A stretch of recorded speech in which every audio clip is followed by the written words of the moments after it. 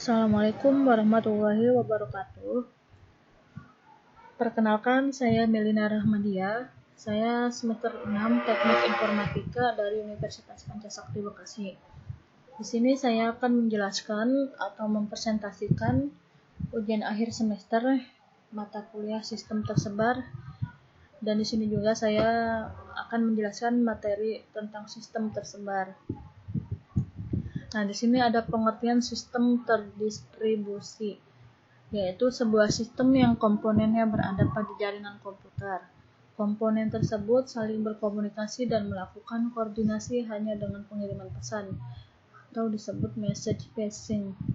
Contohnya itu internet, intranet, dan mobile computing.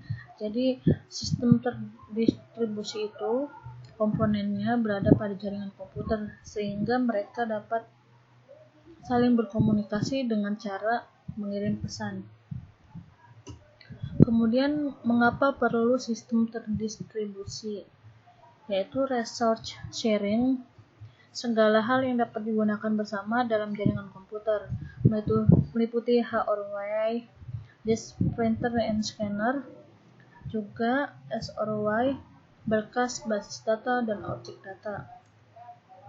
Nah, di sini ada karakteristik sistem terdistribusi. Ada concurrency of components, yaitu beberapa pemakai browser mengakses suatu halaman web secara bersamaan. Bagaimana jika ada operasi update? Nah, di sini concurrency itu beberapa pemakai browser dapat mengakses suatu halaman web secara bersamaan.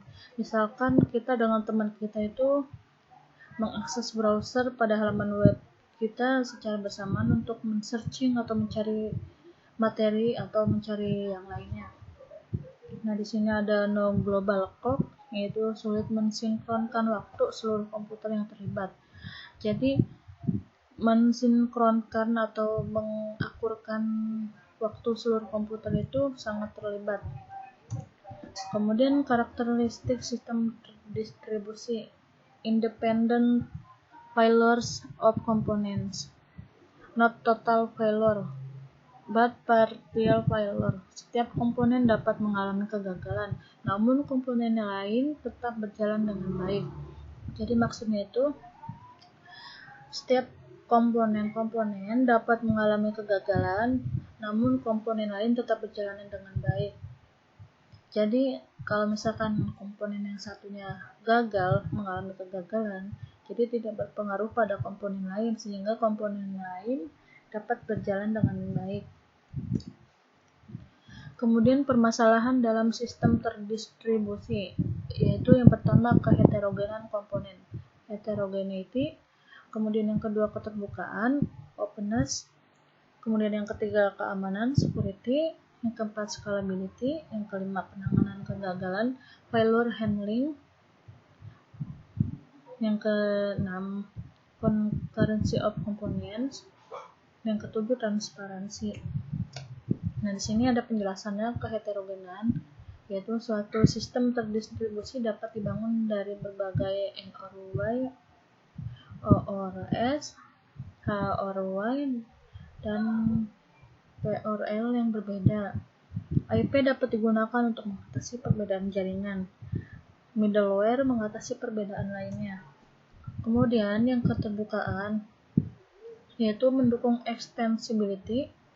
Setiap komponen memiliki antarmuka atau interface yang dipublish ke komponen lain.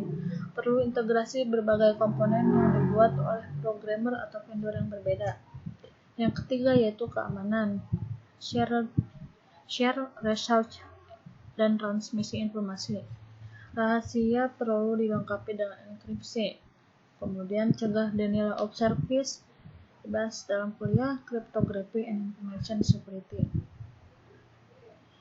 Jadi keamanan itu dia mengamankan sebuah informasi atau data rahasia yang perlu dilengkapi dengan enkripsi agar tidak mudah kebobolan atau tidak mudah dihack oleh orang lain.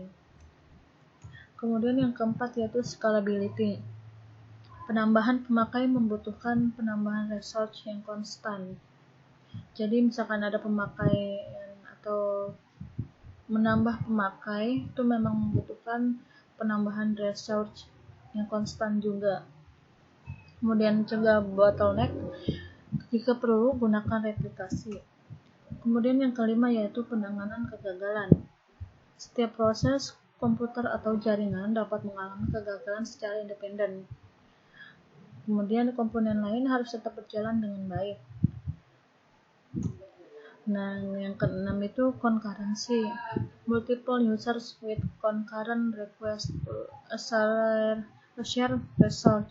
Setiap resource harus aman di lingkungan tersebut di atas. Yang ketujuh yaitu transparansi. Yaitu transparan bagi pemakai, keberadaan beberapa komponen tampak sebagai satu sistem saja. Yaitu access transparansi. Local and remote resource dapat diakses dengan operasi yang sama. Kemudian location transparency, resource dapat diakses tanpa tahu di mana lokasinya. Nah, kemudian concurrency transparency, beberapa proses dapat sama-sama menggunakan suatu resource tanpa saling interferensi. Kemudian bagaimana jika beberapa pemakai secara bersamaan akan mengubah suatu berkas. Kemudian replication transparency, pemakai maupun pemrogram aplikasi tidak perlu mengetahui adanya replikasi resource yang dapat meningkatkan kehandalan dan unjuk kerja. Selanjutnya yaitu failure transparency, pemakai dan pemrogram aplikasi dapat menyelesaikan tugasnya walaupun ada kegagalan HROI atau SROI-nya. Kemudian mobility transparency, resource dan klien dapat berpindah tanpa mempengaruhi operasi pemakai atau program. Kemudian performance transparency, sistem dapat dikonfigurasi ulang untuk meningkatkan unjuk kerja sejalan dengan perubahan beban sistem. Terus kemudian scaling transparency, sistem dan aplikasi mudah bertambah luas tanpa perubahan struktur sistem dan algoritma aplikasi. Cukup sekian presentasi dari saya. Mohon maaf apabila ada penjelasan yang kurang jelas. Bila ada kata-kata yang memang kurang jelas didengar juga, mohon dimaafkan karena saya juga masih tak belajar dan ini pun sedang menjalani ujian akhir semester. Pada itu mohon dimaafkan yang seluas-luasnya. Terima kasih. Wassalamualaikum warahmatullahi wabarakatuh.